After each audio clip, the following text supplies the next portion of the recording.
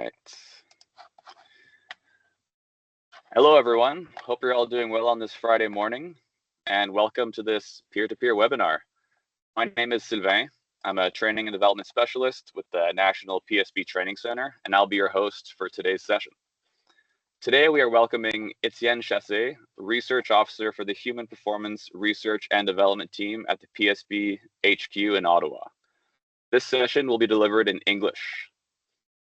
As mentioned in previous webinars, the recordings are available on our PSP Hub page via a YouTube link, where you can have the subtitles translated into the language of your choice. Additionally, this webinar will be delivered in French in exactly 1 week from now. Bonjour à tous, j'espère que tout le monde se porte bien. Bienvenue à ce webinaire de la série Pair à pair. Mon nom est Sylvain, spécialiste de la formation et du perfectionnement au Centre national de formation des PSP. Je serai votre hôte pour la session d'aujourd'hui.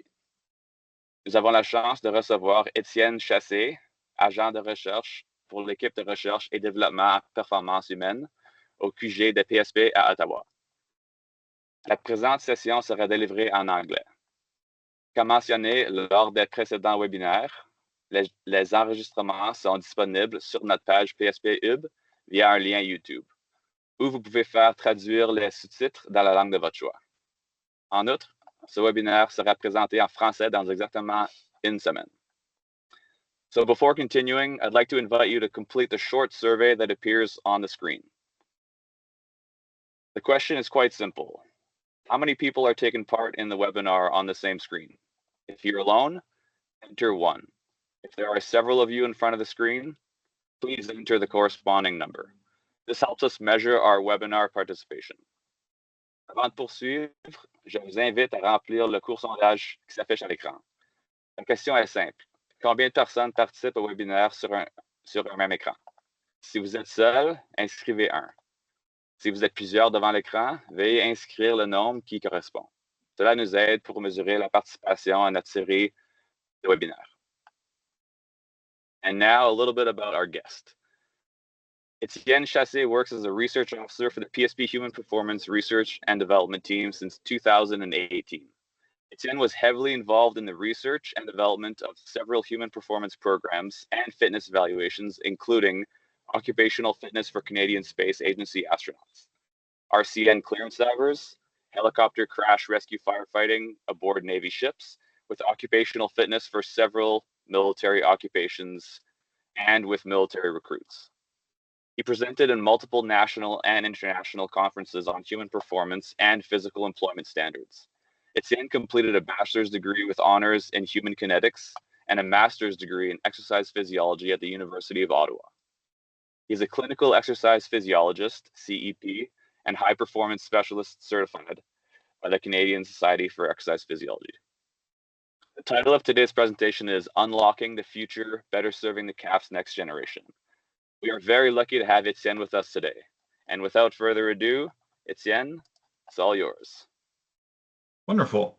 All right, thanks, Syl, for the introduction.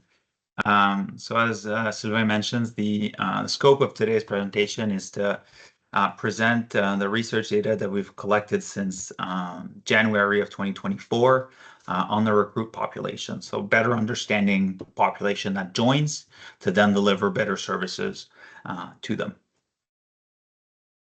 Right, next slide. All right, so how it started, and I put this picture to represent, it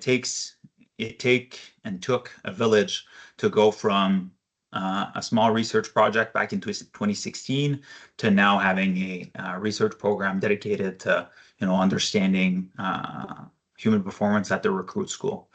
So that would not have been possible without, without a team, without CFLRS chain of command, without PSP at CFLRS and human performance at the headquarters. Now let's jump in to Menti. So I'll just switch screen quickly. Should be able to pop the questions. Actually, let's take a second here.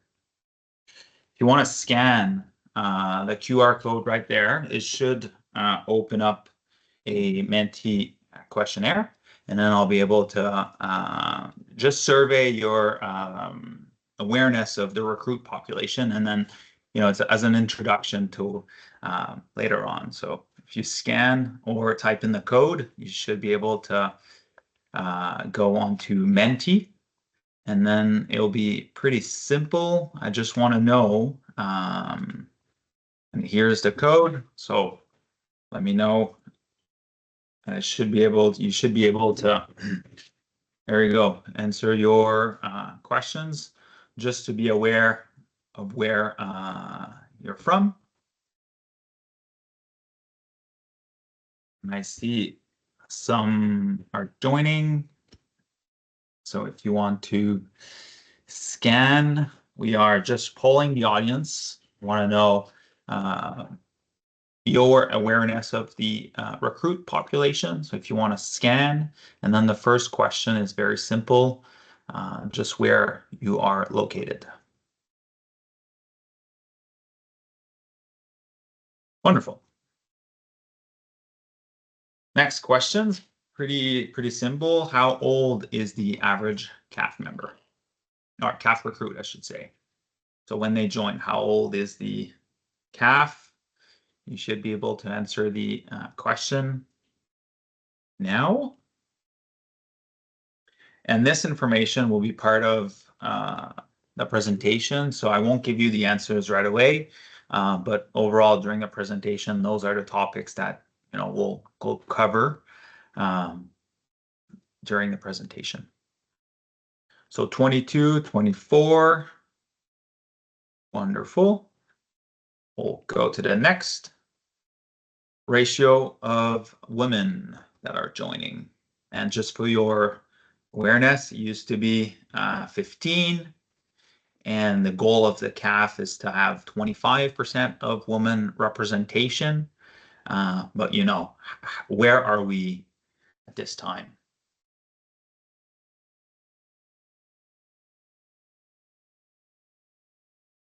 Wonderful. So somewhere between 15 and 25. We'll cover that during the presentation. Next question is, what ratio of women had pregnancies before they joined? So, we had age around, 19, 22, 24, around between 15 and 25% of women. And now those women that are joining, how many of them had pregnancies before joining?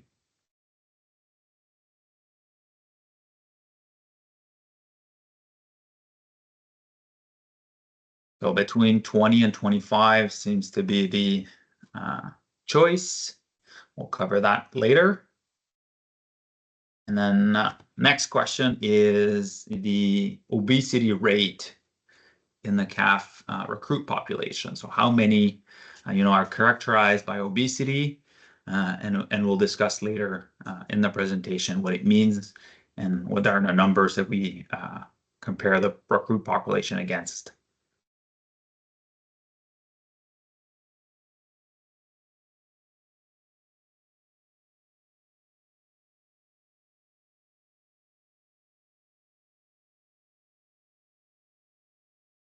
So more than Canadian population, equal, a little less. So typically, what the assumption is most times is, we recruit, or the CAF recruits from Canadian population, it should be fairly representative. Unfortunately, with the data set that we have, we can test those assumptions and see, do we actually recruit, a representative sample of Canadian population, or do we target certain parts of the population? So potentially more or the same. And last question we have, just a general questions, is the CAF recruit fitter than civilian?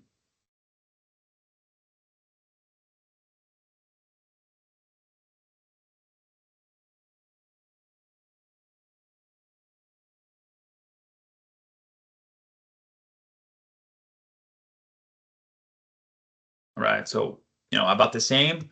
Again, we'll cover those later during the presentation. So I'll leave Menti and I'll put back the presentation. Here we are. We should be back on the QR code, And the answers we just went through. So again, we'll cover those during the next half hour or so. Right. So before we get into, what the population is at the recruit school, I just want to touch on what is basic training in 2024. So basic training is now 9 weeks with a topic or a thematic per week, and they're listed on the screen, going from military life to military skills to field training and whatnot. We have 2 physical evaluations, one in week 1 being the basic training fitness test, and we'll cover that a bit later on, what it means and what the evaluation is. And then they have in week 6 their force evaluation that they have to pass to graduate. So those are the 2. The training plan also has 5 PT sessions per week, so 1 per work day, Monday to Friday, and they're led either by PSP or military, depending on the topic of the session. So typically, if it requires supervision, PSP will be involved, and when it requires a bit less, the military will lead. That's in general. They also have 4 40-minute sessions with health promotion where they cover the basics of the balance strategy. So, some involvement by PSP, but there's only, 9 weeks of recruit training now. It used to be much longer. So consider this when, you have recruits coming into your organization. They've been in the military, or not in your organization, I should say, but in your location. They've been in the military for potentially only 9 weeks. Now, on that, I want to just touch on, numbers at the recruit school. Their goal in the year of 2025 will be to have 6,500 graduates from the recruit school. We'll see if this happens, but this means, that there's around 60 candidates per platoon, so around 100 to 120 platoons during the year, which means an average of 2 to 3 platoon that starts per week. So it is a big, big machine, and changing things is hard because of that. It involves a lot of military instructors. It involves a lot of different departments. So whenever we want to change, to include either the basic training fitness tests or change the fitness sessions and whatnot, it involves a lot of people. All right, so now let's look at demographics, who the recruit population is in terms of age. So we see we have about 9% that are younger than 18. That's kind of expected. And then the majority being 18 to 24, median age being 21, average age around 22. But we also have about 13% of the population that are above 30 at recruitment. So that represents, if we do them, 6,500 per year to 13%, that's around 700 to 800 members that are joining above the age of 30. And it impacts how physical training is administered, because the recovery in that age is potentially a bit slower than if they're younger. So we have to consider this. Next step is the gender. So we have about at the moment 19% of women. That's force. And lastly, we have about 25% that are considered Black, or that consider themselves Black, Indigenous, or people of color. And just as a comparison, in the Canadian population, the ethnicity BIPOC is approximately 16 to 17%. So the current, recruit population that joined since January is slightly overrepresented in BIPOC. Right, so that's for basic demographics. Now we'll touch on body composition. So we have, index of obesity using BMI. So just taking weight and height. Fortunately, we're able to measure them every recruit. So we have this information. So we have about 17% of men that are characterized by obesity at the recruit school since January, have about 20% of women. And again, that's taking BMI. Again, we can compare it to the Canadian population. So let's start with the men. Men obesity in the Canadian population is around 26, 27%. Compared to men in the recruit population, it is slightly lower, which, good sign. We take the women, we have about the same trend, about 20% versus 22% in the Canadian population. However, as many of you are probably aware, BMI comes with its issues when we try to assess body composition, especially with the population that we have, because BMI doesn't account for muscle mass. As many people know, if you are more muscular than the reference category, you might be mislabeled as characterized by obesity because of a higher muscle mass. So we're fortunate to be able to do body composition on an in-body machine on all recruits. And when we take the body fat percentage as the indication of obesity, with the men recruits, we have about 11% or 12% of men that are characterized by obesity. So it goes from 17 to 12, which means, that our population is more muscularly developed than the reference category, Canadian population.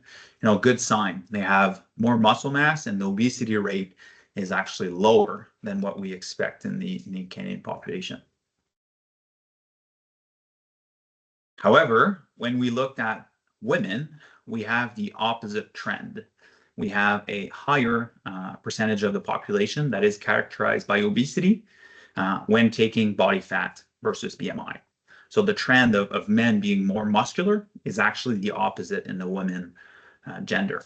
So there's more women with less muscle mass and higher fat percentage in their military population than Canadian population.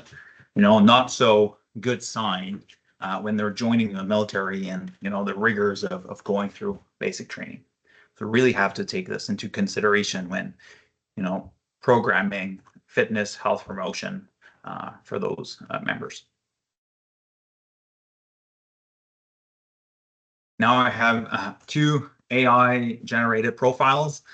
Just wanted to put a picture on what I just described. Age differences, ethnicity differences, more women potentially than it used to be, and want you to reflect on the programming that you have at your location, whether it's fitness, sports, health promotion, recreation, and think if the new programming fits with this new population, or put simply, is hockey enough for everybody?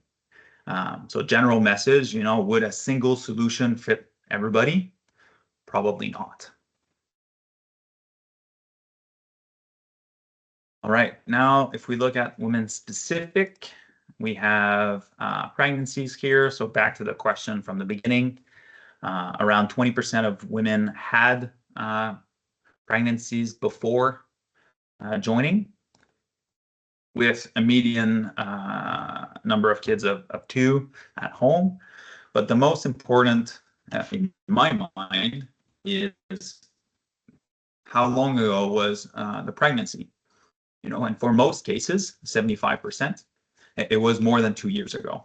Great, they should be fully recovered and they can take on the rigors of basic training. However, we still have about 25% of women that gave birth within the last 2 years before showing up to recruit school, and 10% that was within 1 year. And knowing, maternity leave and the physiological changes, to weight-bearing exercise after giving birth, are they ready to get back the training to recruit school? And to meet the rigors of the curriculum.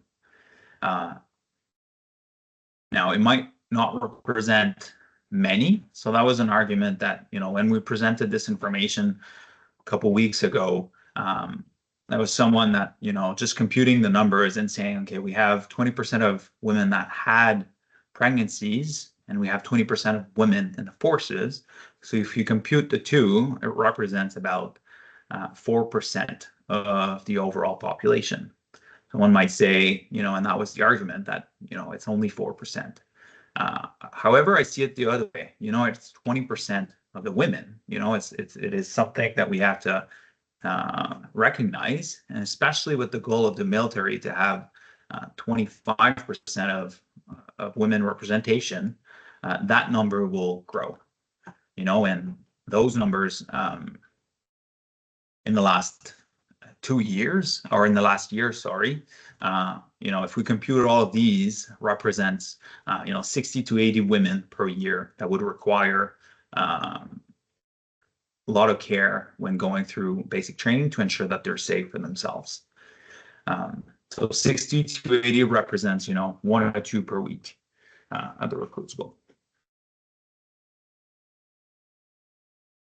Now, if we dive in fitness, so Sidetrack, that's a training program, just to make everybody aware, training program that we've developed back in 2023 for candidates to the basic training. So before they actually show up to the recruit school in Saint-Jean, we've put together a program, 12-week program to get them ready. So we have the postcard on the screen. The postcard is distributed by the CFRCs, so the recruiting centers, during the medical appointment. They're handed out the postcard, and then they can scan, and they have a link to our webpage, and then they can download a PDF version of the program, to get ready for basic training. So we've put that together back in early 2023. The program is currently 12 weeks.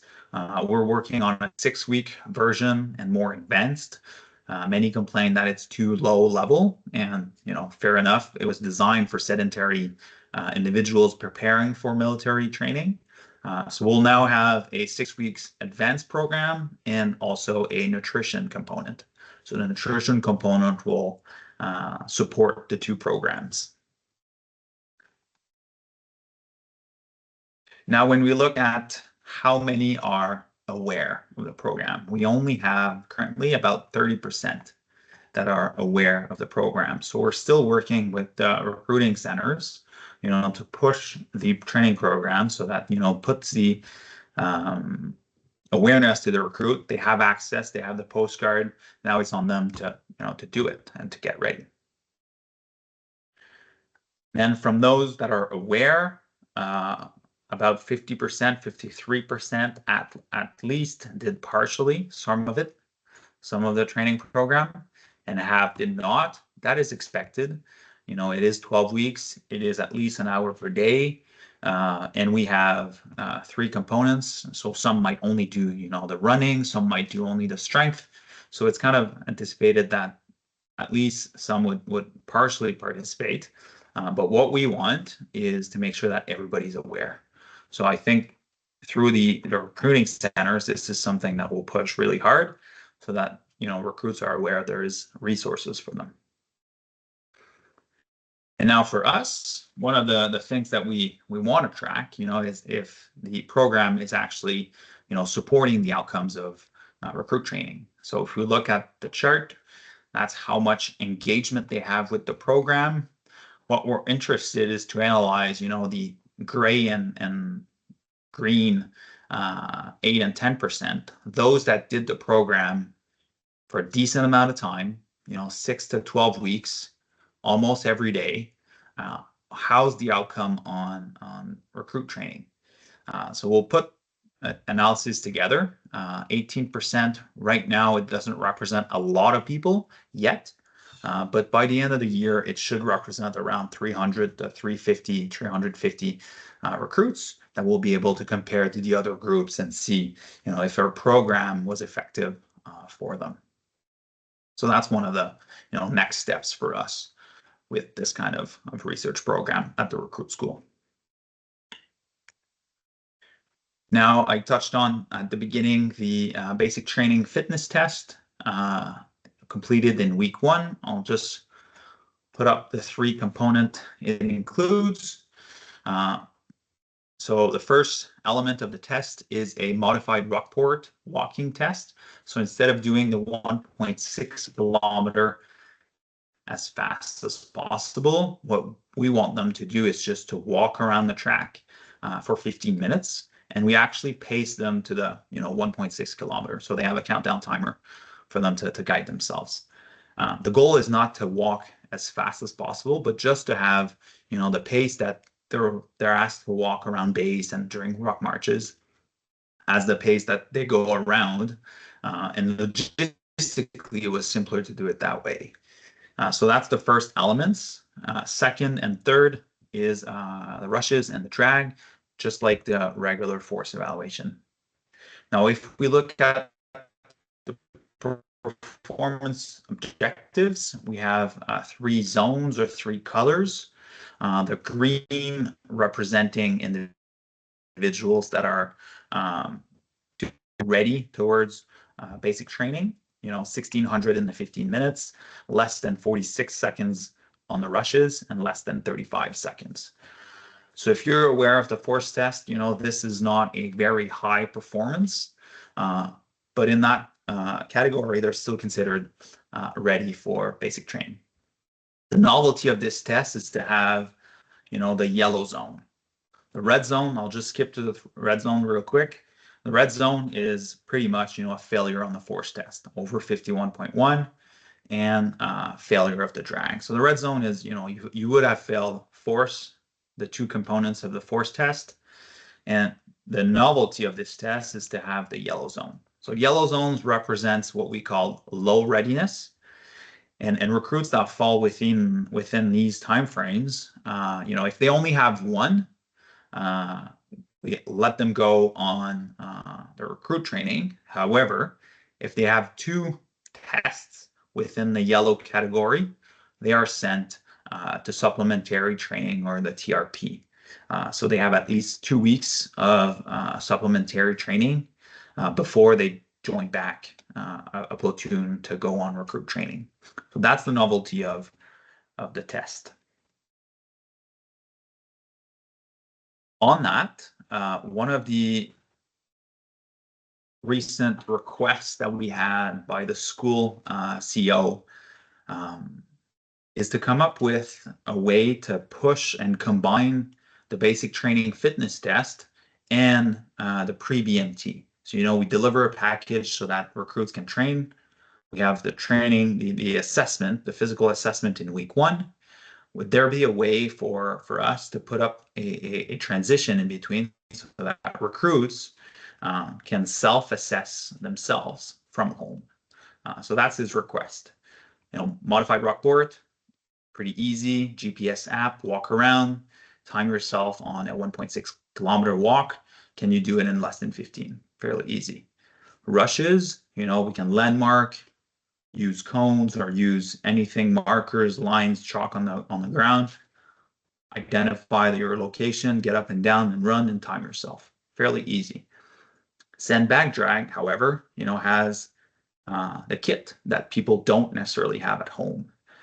So if you guys have, I've run into these situations and have ideas how candidates could, self-assess themselves either on the drag or something that would predict well the drag, I'd be curious to have your opinion either towards the end of the presentation when we have a discussion, or if you want to email me. That's one of our next steps for us regarding the BTFT and the pre-BMT. So if you guys have an idea, we're all ears. Now, performances on screening tests or basic training fitness test. That's for men. So we have about 88% that fall, 88% that fall within the green category, and about 10-11% that are either yellow or red. So fairly low ratio of unfit recruit attending the recruit school. However, when we look at women, the numbers are quite different. Way many more individuals that fall within the red, unready category that require 2 weeks of a minimum of 2 weeks of supplementary training. So that is of interest for us. We want to understand, why so? Is it body composition? Is it, fitness per se? Is it age? Is it background? So we'll investigate that as one of our next steps. But again, we can compare to our calf population this time. So if we take the calf force test and look how many would fall within those, yellow category and red category compared to recruits. So that's what we did. And we have in the calf around 4% of the population that would fall, in that low readiness category. And we see that, at the recruit school, it is triple that amount. And that's true for most of the evaluations. If you look, it's around 3 times, higher ratio of low performance at the recruit school. So bad news, recruits aren't super fit. Good news is, it means that our services will be of higher importance in the next couple of months, couple of years. So we can see it, both ways. Now, force evaluation, we have that's in week 6, and we have where the dots would be on the force profile. I won't go through, all the different zones. I think most are familiar enough with the evaluation. But we see that, so a couple of observations right from the get-go. They're both in yellow, so they're lower than calf average for their age and sex matched. So that's, concerning. Second is there's a discrepancy left to right between men and women. But it's the other way around from what we saw in the body composition analysis. If you remember a few minutes ago, I presented how women have a higher, obesity rate at the recruit school than men. But when we look here, it would look the other way around. So we'll have to investigate, why so. Is it, the reference categories that are different, obviously, but is it something else? Now we can also look at, distribution of performance. So the women, on average, on the graph, seem to be slightly higher than men. So that was surprising. But when we looked a little deeper in the results, and I've plotted here what would be the 15th percentile to 85th percentile, so not the extremes of the population, but the higher performing and lower performing that we can expect in pretty much any platoon. And we see that, distribution of women is larger than the distribution of men. So again, we have, very high performing women and very low performing women. And that kind of fits in with the body composition measures that we had earlier on. As opposed to men that are slightly tighter together. Again, performing high and low, but, a little tighter as a distribution.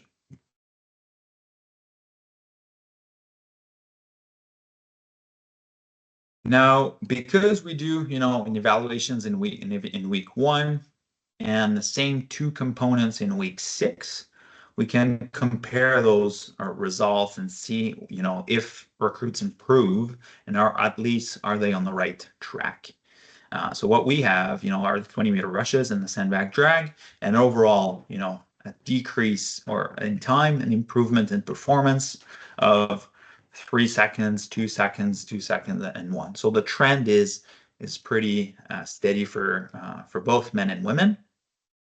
However, we observe what we call diminished return, which means that the higher performing recruits improve less than the lower performance recruits at the beginning. So if they're really unfit, they'll improve more. If they're fit, they won't improve so much. That's kind of expected. You take the average and you train the average soldier. Other observation that we have is that, not all subgroups of the population will improve the same. So when we dissect our sample, looking at officers, looking at only female officers, for example, or only male officers, they don't necessarily improve the same. I don't have the graphs readily available at this time, and it is of our next steps. But we've noticed, for example, that the male officers don't improve as much as the men NCM. So something that, again, we want to investigate further and try to understand why so. But overall, good signs, recruits are improving. Performance are still towards the end, not so great, but at least they're on the right track. Now, if we look at, I presented the force profiles earlier on. If you want to, see what a 2-second improvement would look like.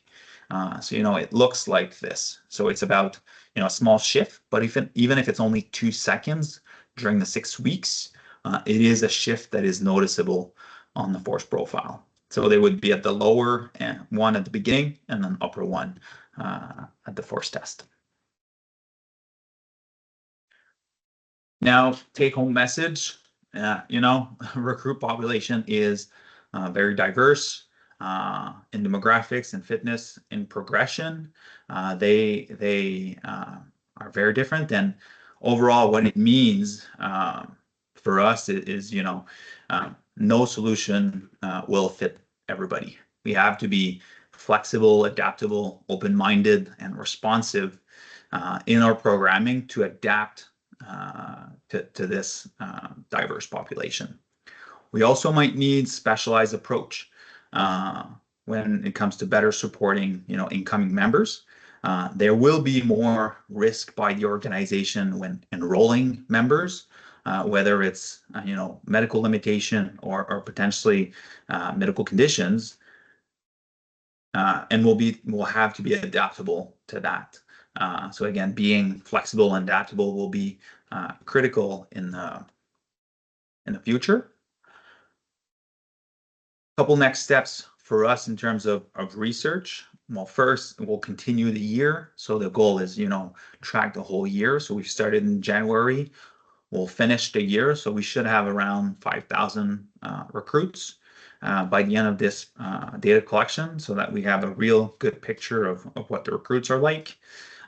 We'll compare different subgroups of the population, NCM, officers, officers that go to CMR, RNC, men and women, those that quit, are they different? That kind of analysis that we'll conduct. We'll also analyze some of the discrepancies I discussed, whether it's body composition, improvement in force, performance, whether it's pregnancies and, results on the fitness and whatnot. So we'll analyze that, of course. And lastly, in the next couple months, our hope are to produce kind of report cards, but instead of recruits coming in, to look at recruits that are graduating. So every given month, to have an overview of what the population that is leaving or going into your environments look like. So, we could have a Army finishing the course report card, so that the Army knows, this is the kind of recruits that you're getting this month. And if we have that on ongoing basis, the different bases and wings will have at least some awareness of who's coming in. So that's pretty much it for the research, program that we have at the recruit school. Just a piece of advice from, research guy, be curious, go out, observe, ask questions. The research project started in 2016. It was just a colleague of mine being curious, asking questions. I was involved. We were able to analyze a few data points, put together some analysis, and it started to grow and grow and grow, to the point where, at this time we'll have a research capability, 3 people dedicated for research at the recruit school. So, what started as someone asking a question is now a full research program at the recruit school. It took a village, but it started small and grew. Now, again, thanks to those who are highly supporting this, the team of PSP at the recruit school in Saint-Jean, fitness and health promotion especially, that are participating in data collection on a day-to-day basis, and Marie-André, my colleague at the recruit school at the moment, collecting information day in, day out, and Jeff in our research team analyzing and putting together the background framework to analyze all of the data. So special thanks to these. And I've put my email address at the bottom. If you guys have questions on, whether it's the presentation or where we're going, email me whenever. I'm always available to answer questions or discuss about it. And voila. So I'll escape the presentation and stop sharing. And if any have questions, I am available to answer questions right now. And I think we have a bit of time. So Sylvain, if you want to. Yes, absolutely. So thanks so much, Étienne. And just like Étienne mentioned, if anybody has any questions, and now is the time. Also, while you're thinking about your question, in the next few moments here, you should see a short poll come up on your screen regarding the webinar. So just take a few seconds to fill that out. It's really appreciated. It should be a very short poll, and your participation really helps us monitor and evaluate this peer-to-peer webinar initiative. So again, thanks, Étienne. And then I do see one question as of now. You can also put them in the chat as well. Let's go with Carly. Go ahead. Good morning, Étienne. Great presentation, super interesting. I have a question. When you are analyzing the women, is training age taken into account, especially with the younger women? So like, how muscle mass develops, a lot of young boys get in the gym earlier than girls. Is that taken into account when it comes to that? And at that 6-week period, when you're doing testing again, is a body recomp redone to see if muscle mass is gained, like the newbie gains, especially for those women, if that changes the statistics? So yes, we will be able to account for that. Because we are collecting so much information on so many people, and the strength of our analysis is, we have unique identifiers for all data points. So everything can be linked together. So of course we link, body composition to fitness, but, we'll be able to dissect or sample to look at those women that have higher muscle mass. How do they perform versus those that have potentially lower muscle mass? So yes, we will. We haven't done that yet. We're still, processing all of the data and trying to make sense of it. But yes, we will look at it. Second question for the, body composition, doing it again. Unfortunately, at the time, we are not. We're collecting it week 1, fairly early on. So like day 1, day 2, day 3, typically. Yeah. Eventually, we're working towards, reassessing and probably more than just once. It will take some time, but eventually, potentially, it could be every couple weeks, every couple days to assess hydration and whatnot. So we are working towards more than one data collection time point, but we're not there yet. We've done that with, specific platoons in the past, and I don't have women-specific data, and I don't remember specifically women in that case, but in general, recruits typically lose a bit of fat mass and gain a bit of muscle mass, kind of expected. And those numbers vary between, 5 to 10 in general. So lose 5 to 10 in fat, gain 5 to 10 in muscle mass in general. But I don't have any specifics women, and that was a fairly small sample. So we have to be careful when we, generalize to the whole population. But thanks. We will eventually have some better. Yeah, just be super interesting to see. Yeah. Yeah. Thanks, Étienne. Pleasure. Jackie, go ahead. Étienne, always great to hear you talk. Fantastic job. Nice slides. Great work. Great to see that the work has continued for so many years. Knowing where this project in the earlier days, we used Kinduct, of course, because that was available. How do you see the new physical performance platform when it comes in? Do you see that as a game changer for this process, considering our limitations that we had before? And how do you think it'll impact it? So kind of 2 points, and I'm not sure where to start.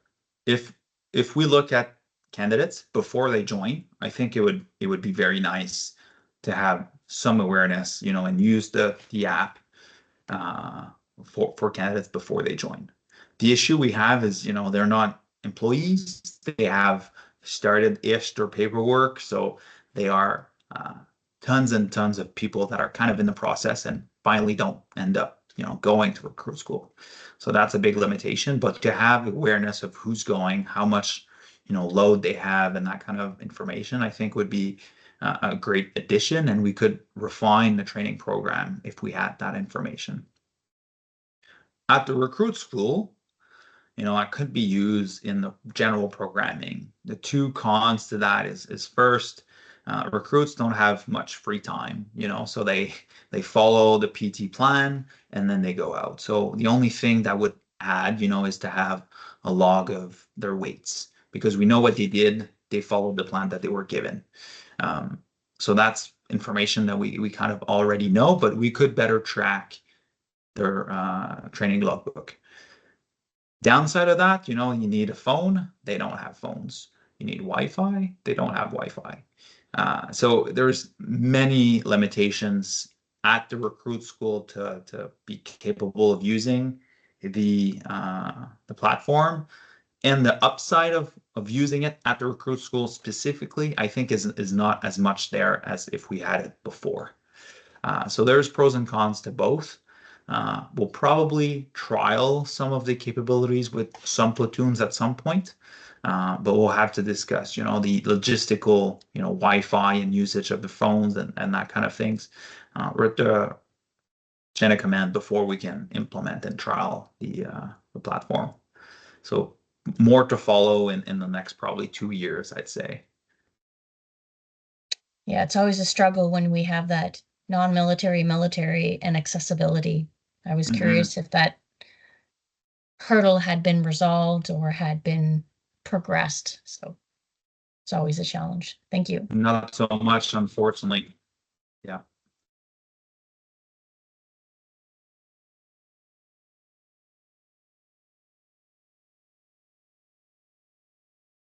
All right, so we still do have a bit of time for questions, so we'll open it up one last time to the floor. If anybody does, again, feel free to turn on your microphone and ask, or just type it in the chat.